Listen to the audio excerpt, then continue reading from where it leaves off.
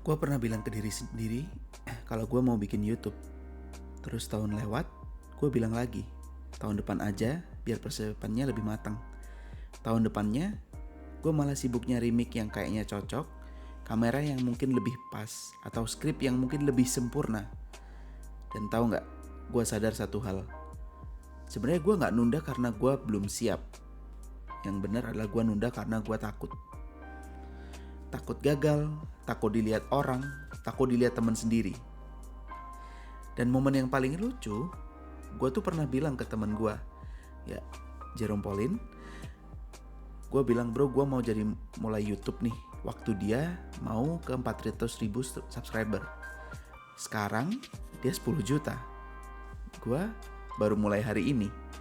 7 tahun bro, 7 tahun gue diem sambil nonton dia naik terus. Tapi bukan iri ya, justru itu yang bikin gue makin mikir, apa sih yang bikin gue gak mulai-mulai. Terus gue nemu satu analogi dari buku Lean Learning karya Pat Flynn.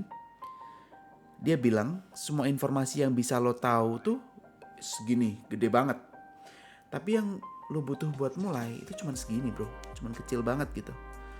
Selama ini gue mikir gue belajar, padahal gue bersembunyi di balik belajar. Nonton strategi konten, dengerin podcast kreator, ngulik skrip, research lighting. Rasanya produktif banget, tapi realitanya gue gak jalan kemana-mana. Kita tuh dari kecil dilatih buat gak salah. Nilai 70 dianggap gagal. Jadi otak kita belajar kalau belum 100%, jangan coba-coba. Padahal hidup kan kenyataannya gak ada kisi-kisi, gak ada UTS, gak ada remedial. Lo mulai, lo jatuh, lo ulang lagi. Sama kayak belajar naik sepeda. Lo gak bakal bisa cuman dari nonton atlet Tour de France aja.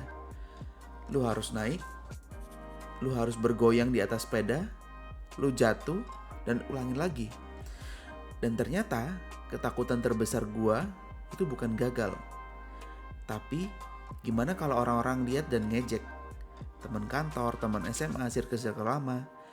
Apaan sih? Sok-sokan banget. Tapi tahu nggak apa yang terjadi pada akhirnya ketika gue mulai upload video ini? Nggak ada yang peduli. Semua sibuk sama hidupnya sendiri. Yang peduli ya gue sendiri. Itu gue nggak nganggur. Gue kerja, gue belajar, gue naik pangkat. Tapi mimpi ini, mimpi YouTube dan mimpi jadi kreator ini, kayak notifikasi yang nggak pernah gue swipe. Dan mungkin tiap kali temen gue upload, kayak ada suara kecil di kepala. Lu kan mau juga.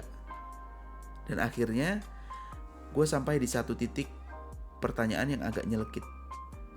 Apa gue mau jadi orang umur 40 yang masih nyesel karena gak mulai-mulai dari umur 25? Kayaknya enggak. Jadi sekarang gue akhirnya memulai. Meskipun belum sempurna, meskipun cringe, meskipun viewsnya mungkin cuma ratusan. Karena lebih baik cringe sekarang daripada gak pernah jalan sama sekali. Dan kalau lo lagi nonton ini dan punya mimpi yang lo juga udah tahan-tahan bertahun-tahun, gue cuma mau nanya satu hal ke lo. Lo lagi nunggu apa?